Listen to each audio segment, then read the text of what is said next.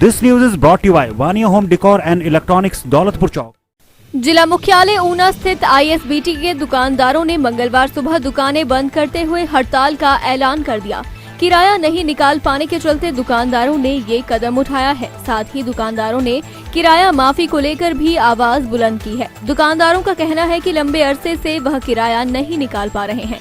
नवंबर 2019 में आईएसबीटी के लोकार्पण के बाद करीब 4 महीने के भीतर कोविड-19 का गहरा आघात लगने के चलते कारोबार पूरी तरह से चौपट हो गया है।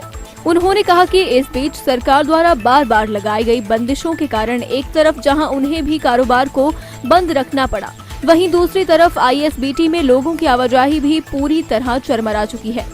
उन्होंने कहा कि आईएसबीटी प्रबंधन वर्ग के साथ हुई बातचीत के बावजूद कोई हल नहीं निकल पाने के कारण अब दुकानदारों के पास दुकानों को ताले लगाने के अतिरिक्त और कोई दूसरा मार्ग नहीं बचा है। 19 नवंबर 24 को ये बस स्टैंड शुरू हुआ। बस स्टैंड शुरू होने से पहले सर हमारी एक इनके साथ एक एटमॉस्फेयर समझ लो या फिर इनसे बातचीत समझ लो। सर मैं बस स्टैंड शुरू होने से पहले इन्होंने कहा कि 32 से 35 हज़ार के यात्री यहाँ पे बस स्टैंड में अवेलेबल होंगे, आएंगे प्रतिदिन, और 1000 से 1500 के बीच में बसें चलेंगी। एसी कॉम्प्लेक्स होंगे, मॉल होगा, शॉपिंग मॉल, और वेटिंग हॉल में भी एसी लगेगा, वुमेंस के लिए अलग वेटिंग हॉल होगा। यहाँ पे एटीएम तक की सुविधा नहीं है। इन्होंने लिखा था कि एटीएम ये वो। सर हम पुराने बस स्टैंड में ऑलरेडी बैठे हुए थे, वहाँ पे हमारा मात्र और मात्र 2500 से लेकर 4000 तक किराया था। अगर हम यहाँ पे दुकानें ना लेते सर तो हमें सड़क पर उतरना पड़ता, परिवार कैसे चलते। हमने यहाँ पे दुकानें ली इन पे विश्वास करके। सर पहले के 3 महीने हमारे ऐसे निकले कि यहाँ पे ऐसी कोई भी चीज़ नहीं हुई कि यहाँ पे 32 से 35 हज़ार यात्री आया हो। हमारी कमर तो पहले ही टूट गई सर। दूसरी मार मार्च में बजी जो कोविड आ गया। कोविड की वजह से जब जो हम मरे हुए थे उस पर भी एक लाठी और बज गई। हमारे हालात और ज़्यादा ख़राब हो गए। हम 2.5 महीने साल से इन लोगों को यही कह रहे हैं एमआरसी ग्रुप को कि प्लीज़ हमारी परिस्थिति को समझो और हमारा किराया कम करो। सर इनके मेरे ख्याल से कान पे जूनी रेंगने वाला काम हो रहा है। सर हमारा किराया नहीं ये कम कर रहे।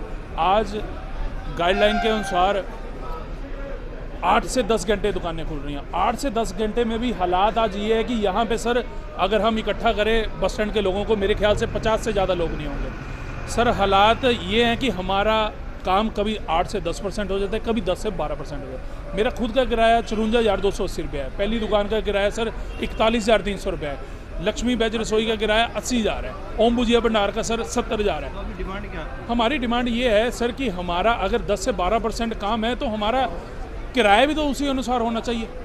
जब आपने हमसे वादे किए कि 32 से 35 हज़ार बंदा आएगा तो हमारे यहाँ पे हालात ही बहुत। अगर बाई चांस सर हमारा किराया नहीं निकलता तो मैं आपको बता दूं सर हमारे यहाँ पे 4 से 5 दुकानदार ऐसे हैं जो अपनी दुकान छोड़ के चले गए। और अगर नहीं मांगे पूरी होती तो अगली क्या कार्रवाई? सर अगली कार्रवाई है कि हम जब तक हमारी मांग नहीं पूरी होती थी फिलहाल तो हम यहाँ बैठेंगे। सर अगर हमारी मांग नहीं पूरी करते तो हम बस स्टैंड के बाहर बैठ जाएंगे। सर बस स्टैंड में बस नहीं आ रहा। विजय कुमार है जी। विजय जी, ये जो आज धरने पर बैठे हैं क्या कारण है और क्या कहना चाहिए? देखिए जी, इसका सबसे बड़ा कारण ये है कि इनके किराए हैं ज़्यादा और हमारे से अभी किराया नहीं निकल रहे क्योंकि यहाँ पर कोरोना का दौर चल रहा है। जब लास्ट टाइम भी आपको लगा अभी 2 साल बस स्टैंड को बने हुए हो गए, लेकिन 2 में से सिर्फ 3 महीने ही बस स्टैंड चला था। उसके बाद कोरोना की लहर आ गई थी और उस लहर में जो भी हमारा था जमा पूंजी थी वो भी सब लग चुकी है हमारे बिजनेस में। और आगे हमसे अब इतने हालात ख़राब हो चुके हैं कि हम आगे सर्वाइव नहीं कर पा रहे, इसलिए हमें आज शटर बंद करके बैठना पड़ रहा है। तो जो बस वो क्या कहते हैं? उनसे हमें एक बहुत कोशिश की बात करने के लिए भी, लेकिन उनसे बात नहीं हो पाई हमारी, इस करके हमें यहाँ पर बैठना पड़ा। हमने यही रिक्वेस्ट की कि अभी जितना हमारा टाइम मुश्किल पीरियड है ये वाला, उसमें हमारा ध्यान रखा जाए, थोड़ा किराया कम किया जाए जिससे हम सर्वाइव कर सकें। क्योंकि आजकल आपको पता हर खर्चा बहुत बढ़ चुका है, अननेसेसरी खर्चे पड़ रहे हैं। बिजली का बिल है वो भी है हावी है, यहाँ पर बहुत हाई है। तो ये सभी चक्कर हैं, इस करके हमें आज बैठना बड़ा मजबूर हो गए। तो अगर आपकी मांगें जो नहीं मानी जाती है तो अगला क्या कदम रहेगा? हमारी तो यही अभी तो हम रिक्वेस्ट कर रहे हैं कि सभी के हमारे, क्योंकि हमें पता है ये बहुत दयालु किस्म के इंसान है मुकेश रंजन जी। एमआरसी ग्रुप का हमने फीडबैक पहले ली थी। बहुत दयालु किस्म के, काफ़ी इनकी मतलब कि इमेज है एक सोसाइटी में कि ये काफ़ी ज़्यादा अपने दान पुण्य करते हैं। तो उनसे तो हमें उम्मीद है कि वो हमारी मांगे जरूर मांगेंगे। और हमारी ये जो अभी कह लो कि हम बैठे हैं तो हम अनिश्चित काल तक बैठेंगे और उनसे हम यही रिक्वेस्ट करते हैं कि प्लीज़ हमारे देखे जाए। कारण यही है कि एक तो हमारे किराए बहुत ज़्यादा हैं, दूसरा जैसा इन्होंने बताया था कि इतने पैसेंजर आएंगे बस स्टैंड पे, इतने आएंगे बस स्टैंड ऐसा होगा, तो ऐसा कुछ भी नहीं है। कोरोना के कारण हमें बड़ी मार पड़ी है। तो जैसा कि अपना दूसरा बस में बताया गया था 50,000 बंदा आएगा, यहाँ नहीं आ रहा है 2,000 बंदा भी। और जैसा कि हमारा काम है टैक्सियों का और अपना दूसरा ऑनलाइन टैक्स काटे जाते हैं अदर स्टेट के। अगर कोई कस्टमर आता भी है तो हमारा तो उसमें अपना ये पहले तो पर्ची काट देते हैं। कस्टमर बोलता है यार कि क्या टैक्सी करनी, क्या टैक्स, 30 रुपये लेते हैं हम टैक्स के, तो 40-50 रुपये की इनकी पर्ची है, पहले पर्ची को ही काटते हैं। बाकी हम यही मांग है हमारी कि हमारा जो कोरोना के कारण किराया है, हमें काम की मार पड़ी है, हमारा किराया कम किया जाए। जब तक WHO नहीं बोलता कि कोरोना ख़त्म हो गया है तब तक हमारे किराए जो है माफ़ किए जाएँ, उसके बाद हम कर देंगे जो भी होगा जैसा भी होगा। कारण ये है कि हमारा किराया बहुत है, हम लोग परेशान हैं। एक तो कोविड-19 चला हुआ है, जहाँ पे किराया तो हमारा शुरू से नहीं निकल रहा है, क्योंकि जितने जहाँ लोग चाहिए उतने नहीं आ रहे हैं। इस वजह से किराया तो हम शुरू से जब से 2 साल से हम कुछ ना कुछ किराया अपनी जेब से डाल रहे हैं। तो हर मंथली हम अपने थोड़ा किराया घर से देते हैं। और हमारी यही फरियाद है आपके माध्यम से, वकील रंजन जी एक अच्छे इंसान हैं जो हमारे मालिक है, वो उन्होंने कोविड-19 के फर्स्ट 2019 में जब फर्स्ट पहले चला था उन्होंने बहुत जहाँ मदद की लोगों की। DC साहब के माध्यम से उन्होंने गरीबों को राशन भी दिया। और हमारी भी यही फरियाद है, अच्छे इंसान है कि वो हमारा किराया प्लीज़ कम कर दे, हमसे किराया नहीं दिया जा रहा है इतना किराया। तो अगर आपकी मांगे जो है वो नहीं मानी जाती हैं तो अगला क्या स्टेप रहेगा? हम परमानेंट जब तक हमारी मांगे नहीं मानते हम ऐसे ही बैठे रहेंगे। हम वो जो है सबसे पहले तो सर मैं ये बोलना चाहता हूँ कि जो किराए माफ़ करने वाली बात है उसमें शायद आपको सही डाटा नहीं मिला है। ठीक है, सही डाटा ये है कि कोविड के करके हर जगह हर इंसान टेंशन में है क्योंकि काम चल नहीं रहे हैं। हमारे जैसे हमारी अपने MD हैं वो भी बड़ी टेंशन में रहे, उनके भी जो कार्य हैं कई कार्य रुक गए हैं, घाटा पड़ गया, सब कुछ हो गया। हमारे पास तो एक बस स्टैंड नहीं है, 3 बस स्टैंड है, हमें तो 3 जगहों से घाटा पड़ रहा है। इनको जैसे हमने 2020 में कोरोना आया जो कि एक बड़ी भयानक बीमारी थी, ठीक है, जिसके करके अप्रैल से लेके अक्टूबर तक हमने इनको कोई किराया चार्ज नहीं किया जी, टोटली 0। ठीक है, उसके बाद नवंबर, दिसंबर और जनवरी में परसेंटेज के बेस के ऊपर इनको हमने 2020 में पूरा साल ऐसे निकाल दिया। और उसके बाद 2021 में थोड़ा सा काम फिर इनका ठीक चल पड़ा, 21 में चला, फिर अप्रैल मई तक ठीक चला। मई जून में फिर कोरोना का थोड़ा आ गया, फिर हमने इनको मई और जून का रेंट नहीं लगाया कि वो जो नहीं लगाया वो इन्होंने दिया नहीं, हमने इनसे मांगा बट इन्होंने फिर धक्के से वो कहते हैं हमने नहीं देना। ठीक है, आप चाहे कुछ भी कर लो, कि धक्का किया इन्होंने। हमारे पास सारे लीगल पड़े हैं जो इनकी हमने लेज़र बनाए हुए थे अपनी अकाउंट्स की बुक्स में।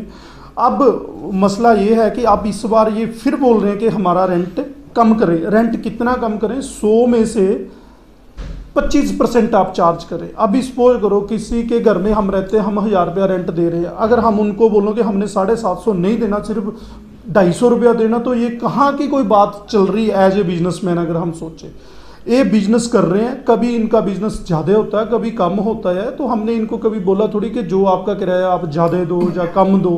ठीक है, जो जेन्युइन एग्रीमेंट है, एग्रीमेंट किया है, एग्रीमेंट में इन्होंने हर एक चीज़ जो है पढ़ी लिखी और किसी से डिस्कस भी किया कि हम ऐसा एग्रीमेंट साइन कर रहे हैं। और इसमें अभी दिक्कत ये आ रही है कि इन लोगों को फिर आ रहा कि हमारा किराया कम करें। किराया कम किसी कीमत में नहीं हो सकता, क्योंकि हमने HRTC को जो एग्रीमेंट किए हुए हैं जिसके थ्रू हम हर साल उनको जो देते हैं, हमें एक पेनी भी उन्होंने नहीं छोड़ी है इस कोविड के बावजूद।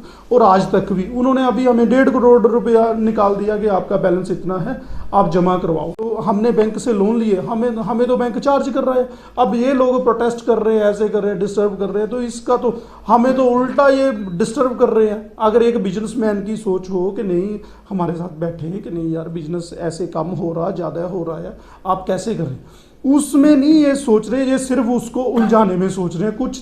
अब मुझे बताइए 30 दुकानदार हैं, 30 में से हर की थिंकिंग पहले क्यों नहीं ऐसे आई? अब कुछ शरारती तत्व हैं जो इसमें कर रहे हैं कि नहीं हम इकट्ठे चलते हैं, साथ चलते हैं, कहाँ तक चलते हैं। अगर एक बिजनेसमैन के तरीके से चलें तो फिर ये सरवाइव कर सकते हैं, अगर इस तरीके से सरवाइव करना चाहें तो ये लोग सरवाइव नहीं कर सकते। तो क्या आप मानते हैं कहीं ना कहीं इसको जो है वो राजनीतिक रंगत देने का प्रयास किया जा रहा है? नहीं, बिल्कुल मुझे तो महसूस यही हो रहा कि राजनीतिक तरीके से ले। पहले भी ये हर किसी मंत्री नेता के पास गए हैं, हमें हर अलग अलग जगह से कॉल आती है, बट हम इस चीज़ को बड़े स्मूथली हैंडल किया हमने और किया। बट अब मुझे नहीं पता चल रहा कि ये किस पार्टी से हैं या किस पार्टी के लिए ये अब काम कर रहे हैं जो एरिया का माहौल ख़राब कर रहे हैं। और सेकंड थिंग, जो हमने इनसे एग्रीमेंट किया, हमने इनको एक बार बोला भी कि अगर ऐसा है कि एग्रीमेंट में हर कंडीशन दी है, इतने साल के बाद 10% रेंट बढ़ेगा, जो लोगों में नेचुरली होता है एग्रीमेंट, ठीक है। और उसमें ये भी है कि अगर कोई किसी का काम नहीं चलता, अगर कोई दुकान छोड़ना चाहता वो छोड़ सकता, हमें कोई इसमें अगर अपनी इच्छा से ये छोड़ना चाहते तो। और दूसरा, हमने तो अपना एग्रीमेंट वैसे खुद तोड़ दिया। वो क्यों तोड़ा? हमारी इनके साथ अटैचमेंट थी जिसके लिए हमने इनको इतना किराया माफ़ किया। और ये हिमाचल में एक एग्जाम्पल है कि किसी भी किराएदार ने और किसी भी मालिक ने इतना किराया छोड़ा है। अगर कोई है तो वो आप मुझे बता सकते हैं, बट अब हमारे में इतनी हैसियत, इतना सरवाइव करने का टाइम नहीं है कि हम इनको और आगे किराया छोड़ें। बाकी इनके ऊपर है, दुकानें इन्होंने करनी है करें, नहीं करनी ना करें। हमें काम की ज़रूरत है, हम दिहाड़ी लगाने आते हैं, शाम को पैसे लेके घर जाते हैं। इनके पास एक्सेस मनी होगी तो ये आ रहे हैं अपने, बैठ के फिर वापस चले जाएंगे। लोगों को हिरासमेंट कर रहे हैं और क्या, एक दिखावा कर रहे हैं। पूरी ज़िंदगी के लिए ये कहाँ हमारे साथ रिश्ता स्मूथ कर सकते हैं। दिव्य हिमाचल टीवी के लिए ऊना से मुनिंदर अरोड़ा के साथ सुधीर चौधरी की रिपोर्ट।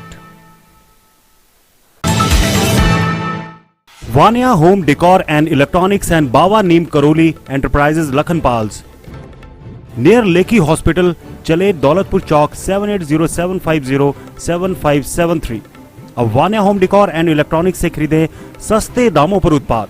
नगर पंचायत दौलतपुर चौक एवं आसपास के गांवों के लोगों को बिल्डिंग मटेरियल, घर की सजावट एवं इलेक्ट्रॉनिक्स उत्पादों की खरीद हेतु पंजाब के शहरों का रुख नहीं करना पड़ेगा, क्योंकि दौलतपुर चौक में ही लेखी अस्पताल चलेट के नजदीक Vaniya home decor and electronics के नाम से नया शोरूम खुल गया है, जिसमें बाजार से सस्ते दामों पर लेटेस्ट खूबियों वाले TV, fridge, AC, washing machines, inverter, पंखे, cooler, gas stove, LED lights, music system, trimmer इत्यादि उपलब्ध हैं।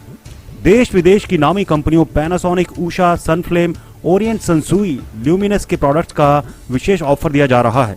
इसके अलावा बावा नीम करौली एंटरप्राइजेस में होम डेकोरेशन हेतु wall ceiling, LED panel, modular kitchen, texture, painting, cement, सरिया, आयरन, शीट्स एवं पाइप्स, पेंट, सीलिंग एवं बिल्डिंग मटेरियल पर स्पेशल डिस्काउंट दिया जा रहा है। ज्यादा जानकारी हेतु ग्राहक 7807507573 पर संपर्क साध सकते हैं।